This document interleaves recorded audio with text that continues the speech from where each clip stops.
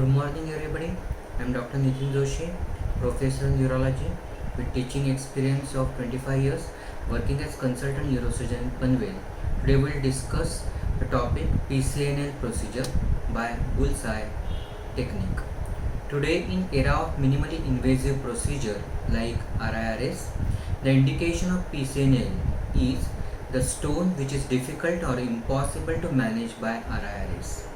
Majority of times, such stone is either large complex stone like Staghorn calculus, or sometimes people take upper limit or cutoff value of management of renal calculus by RIRS as 2 cm.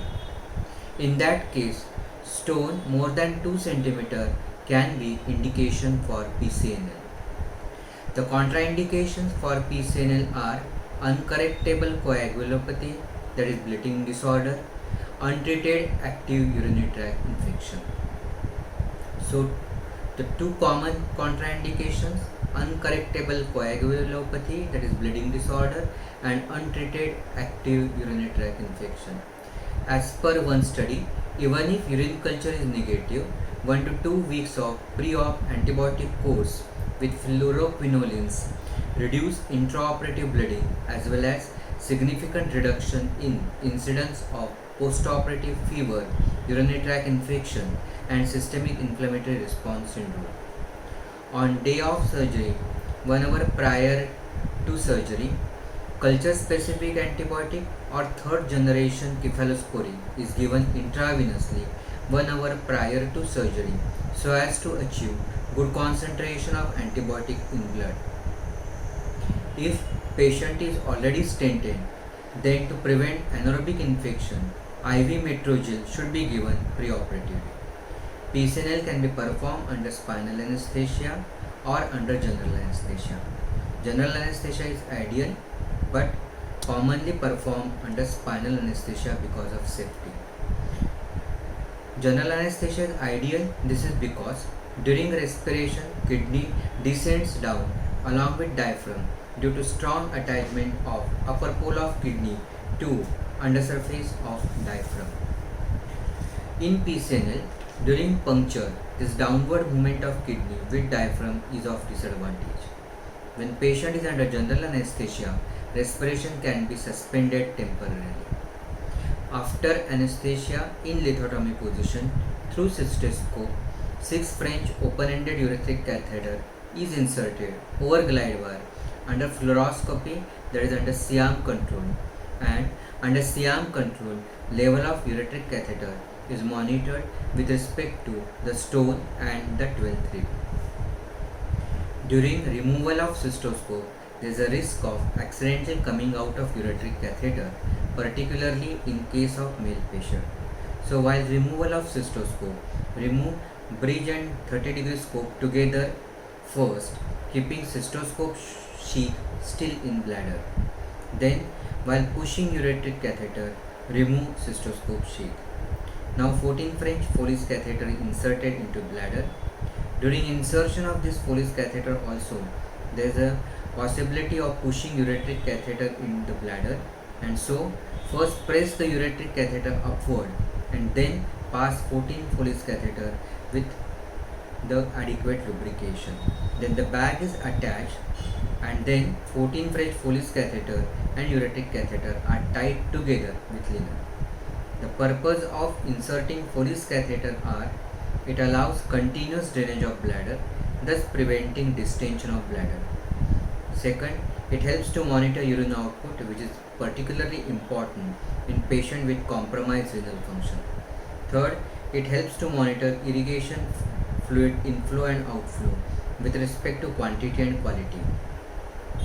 That is, in case of development of complication of intravasation or extravasation, output of irrigation fluid will be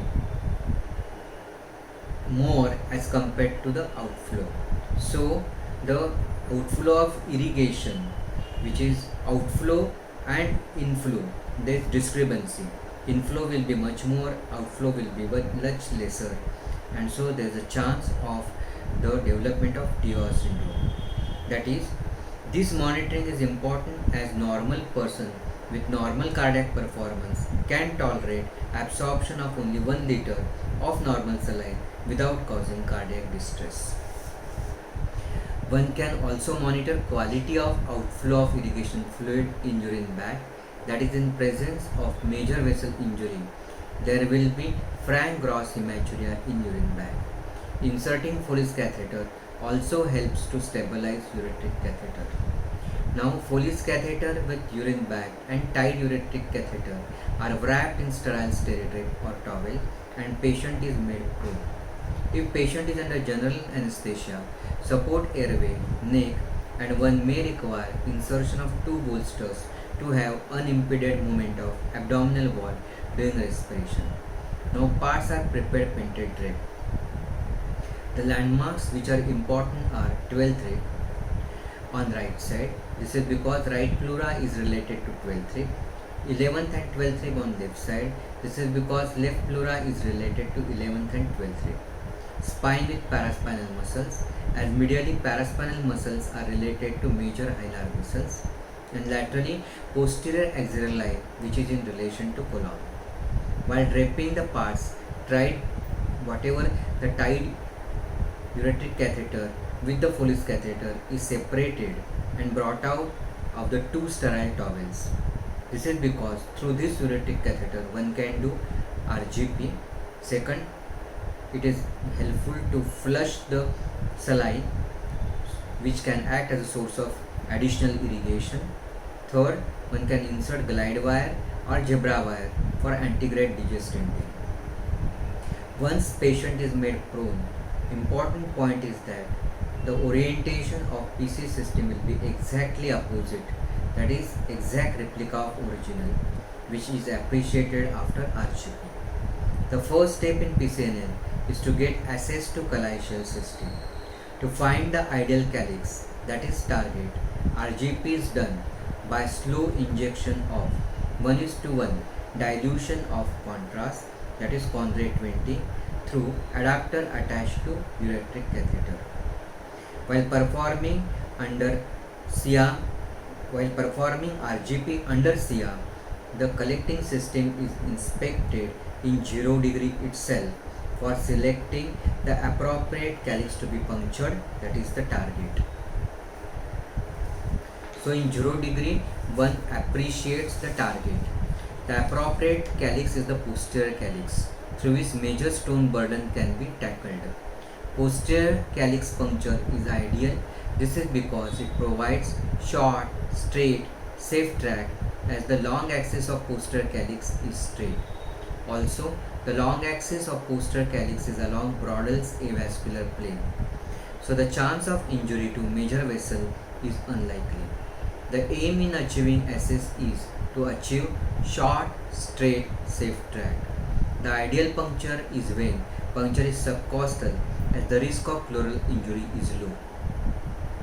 However, the subcostal puncture through lower calyx will ooze more.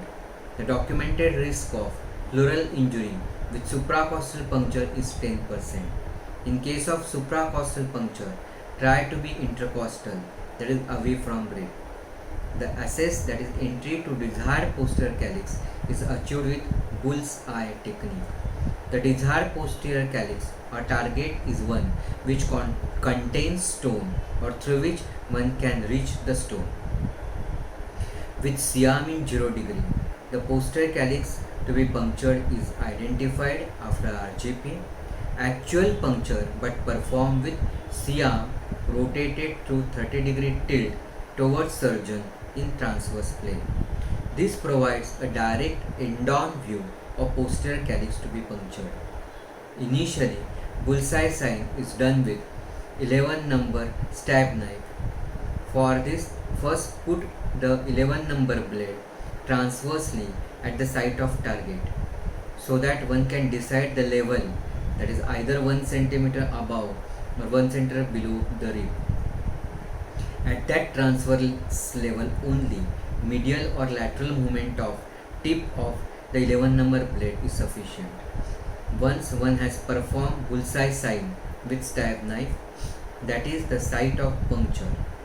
Now mark the site of puncture on the skin with 11 number blade. Deepen this skin incision with 11 number blade through subcut and muscle for easy insertion of initial puncture needle. Now holding the 2-piece or 3-piece initial puncture needle between middle and index finger at the angle of 45 degree to back, perform bullseye sign with initial puncture needle.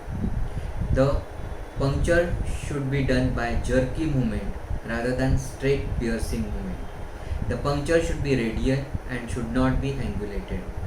Puncture should not be too medial through paraspinal muscle, as there is risk of injury to major hilar vessels. Also, puncture should not be too lateral in posterior axillary line so as to protect colon. Usually, initial puncture needle is 18 gauge, 3-piece, 20 cm long with bevel tip.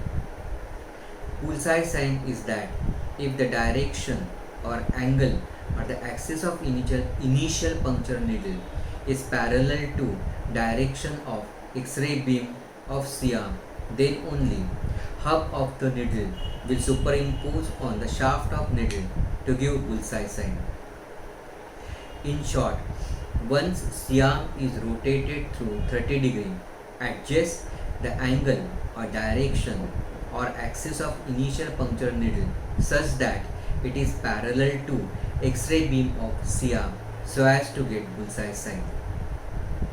So 30 degree rotation of Siam towards surgeon has given the direction of puncture. In this direction, initial puncture needle is initially advanced of 1 to 2 increment. For the depth, rotate Siam back vertical, that is in 0 degree. While progressing to achieve the desired depth, advance in the same angle or direction, that is don't change the direction while advancing in the depth in 0 degree.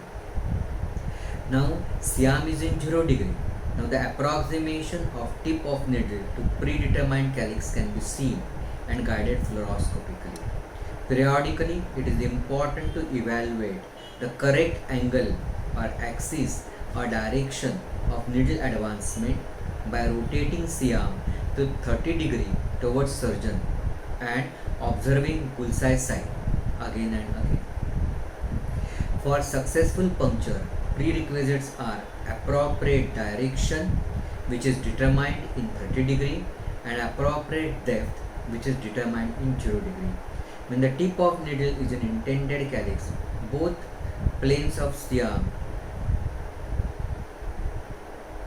when the tip of needle is in intended calyx on both planes of Siam, then now usually needle has reached the desired calyx.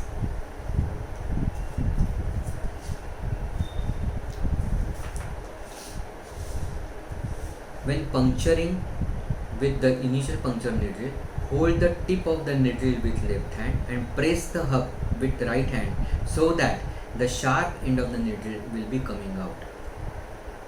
Ideally, puncture is transparenchymal, transkalaicial, transpapillary. Being transpapillary, only few arterioles around the papilla will be injured, so less bleeding. Since transparenchymal, it avoids hilar vessels, also gives stability to tract and helps to seal nephrostomy tract and prevents urine leakage. When needle hits the calyx in kidney, contrast in the calyx will show movement. Depth of penetration of initial puncture needle required will be much more in obese patient than in thin patients. During puncture by initial puncture needle, first giveaway will be at the level of renal capsule, while second giveaway will be appreciated when needle enters calyx. When needle appears to have reached the desired calyx, remove the stele to look for free efflux. If there is no free efflux, then one can push saline through ureteric catheter, or one can do fine adjustment with respect to depth of slowly. One can do fine adjustments with respect to depth by slowly withdrawing the needle by left hand and simultaneously aspirating with 2 cc syringe by right hand. Or if one is sure about the correct puncture, then one can try passing glide wire with minor manipulation. And if the wire goes easily, then you are likely to be in the system. This happens particularly when the system is not dilated or it is filled completely with the stones. Normally, when there is free efflux of urine, which is confirmed through the initial puncture needle, then 0.035 inch guide wire is inserted through the initial puncture needle.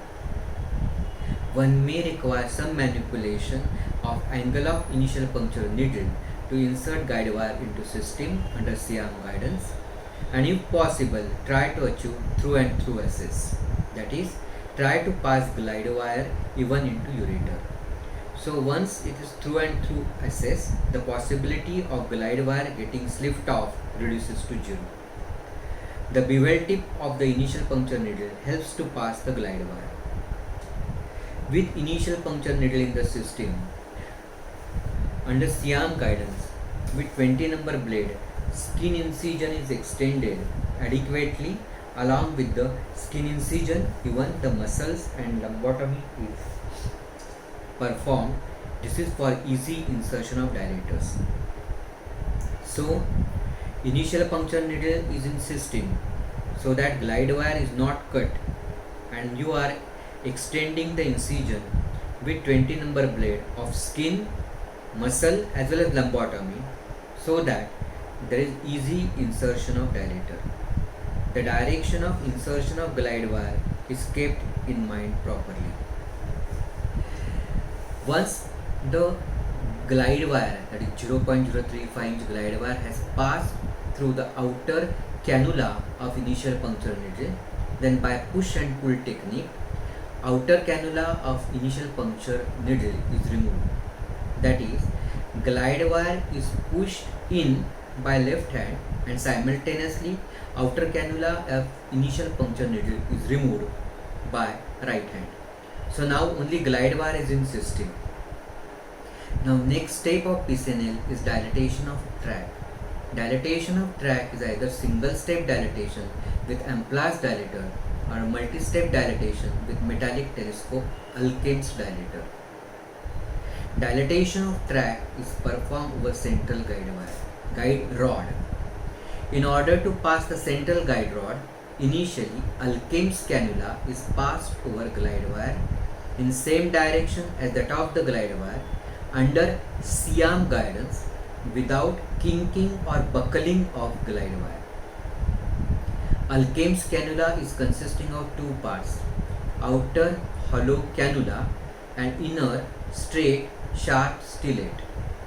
The Alkem's cannula is inserted over glide wire mainly by jerky movement, only slight downward force, and start having corkscrew rotating movement of inner sharp straight stellate, taking care that during the insertion glide wire is straight. When the inner sharp straight stellate punctures calyx, there will be a give way. At that level, even give support by the outer cannula, which is slided or moved again by corkscrew rotating movement. When the outer hollow calyx also enters calyx, then that time also there will be free efflux of urine. Once outer cannula of Alkem's cannula is in PC system, then by push and pull technique, the inner sharp stellate is removed. That is, by left hand glide wire is pushed into the system and simultaneously by right hand inner stellate is removed.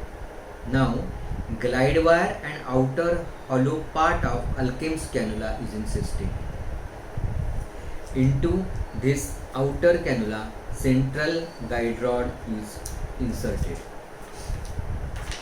Thus insertion is done under Siam control and in the same direction as that of the glide wire.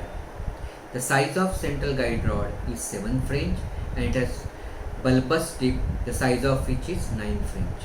Once central guide rod is in system, outer hollow part of Alkem's cannula is removed by push and pull technique.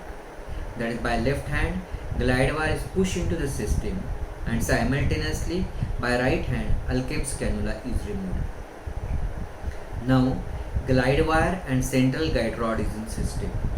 Before single step dilatation by Amplage dilator, confirm that the skin incision has been properly extended along with the proper incision in muscle and dorsal-lumbar fascia by 20 number blade for easy insertion of Amplage dilator.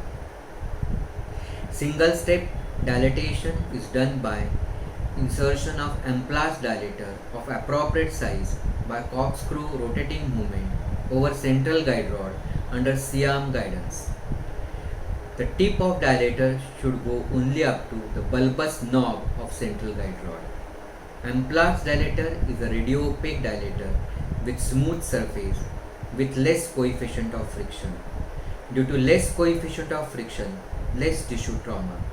Since the terminal 1 inch of Amplage dilator is having conical shape, so the full shaft of dilator does not enter into the calyx, so the chance of tear is avoided.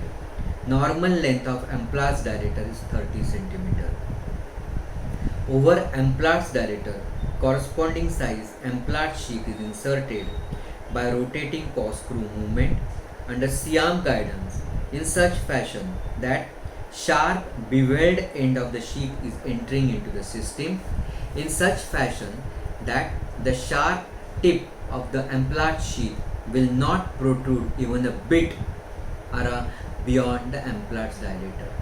This is because if sharp tip of Amplage sheath protrudes beyond Amplage dilator, then this sharp tip will cause parenchymal injury and hence bleeding. Once the Amplage sheath and dilator are in system, then the SteriDrape is passed over glide wire so as to keep patient dry and protect the patient from development of hypothermia. Due to puncture and dilatation, there will be some bleeding. So for achieving tamponade, Amplage dilator is kept in system for some time. This time is spent for arranging nephroscope, light source, camera, irrigation and lithoclast. Now assistant holding Amplage sheath, surgeon removes Amplage dilator and central guide rod as a single entity by holding central guide rod. That too by push and pull technique. That is, by left hand, glide wire is pushed into the system while simultaneously by right hand, central guide rod with Amplage dilator is removed. So now there is formation of conduit between skin and pelvic calycial system of kidney. The glide wire is jutting out of the Amplage sheath. In order that it should not slip out, one may apply artery forceps. Now, the irrigation used in PCNL is physiological solution, either 1 liter or 3 liter of normal saline, which should be warm so as to prevent hypothermia. In order that irrigation is continuous, uninterrupted, 2 bottles of 1 liter or 3 liter of normal saline are attached. Height of irrigation kept is approximately 80 cm above the patient. Advantage of Amplage sheath is that it acts as a low pressure continuous irrigation system. This is because due to space between Amplage sheath and nephroscope, it allows egress of irrigation fluid, stone dust and blood.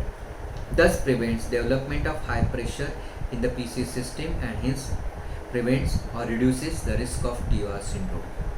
Now the third step of PCNL is stone fragmentation and stone retrieval.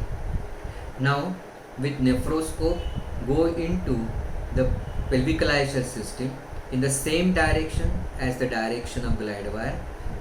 With the help of nephroscope, do the nephroscopy.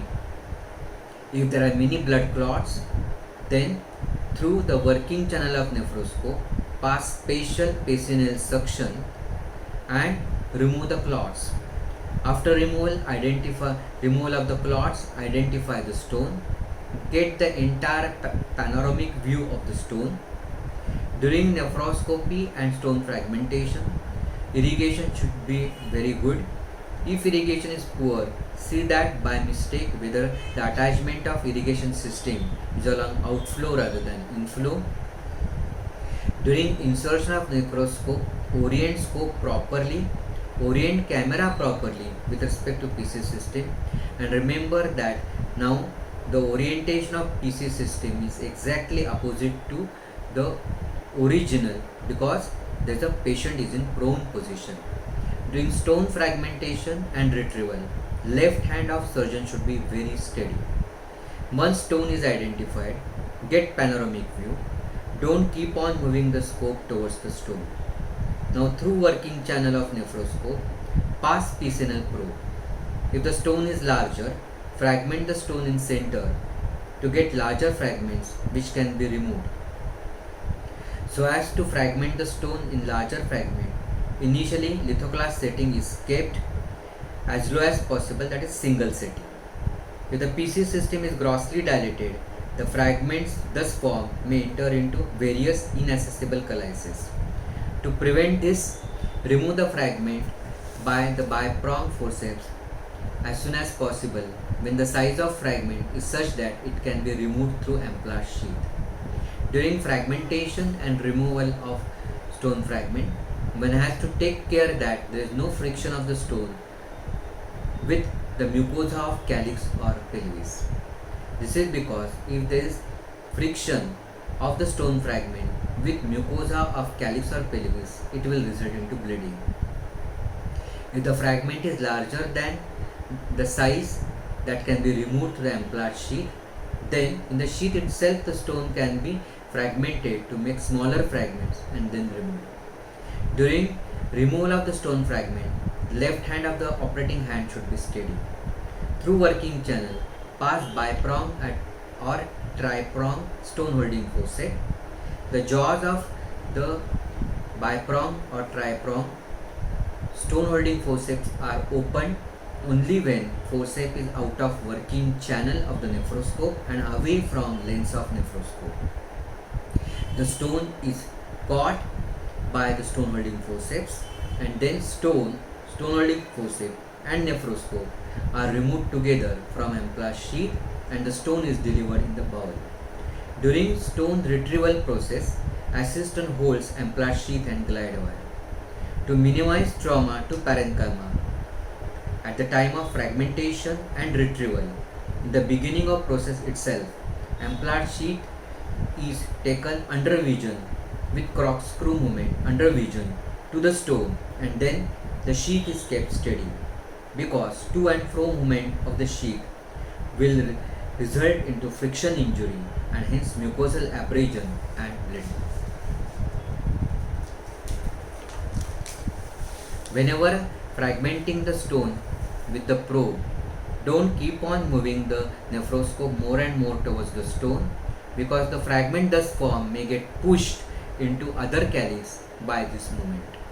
After removal of larger stone fragments, smaller fragments and dust can be removed with a special PCNL suction which is passed through the working channel of nephroscope.